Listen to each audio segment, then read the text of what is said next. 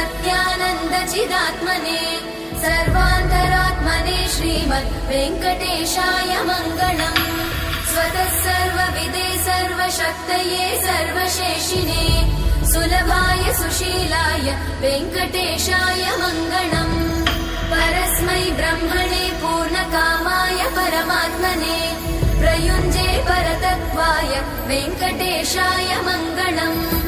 आकालतत्त्वमशान्तमात्मनामनुपश्यताम् अतृप्त्यमृतरूपाय वेङ्कटेशाय मङ्गलम्। प्रायस्वचरणौ पुंसां शरण्यत्वेन पाणिना कृपया दिशते श्रीमद् वेङ्कटेशाय मङ्गलम्।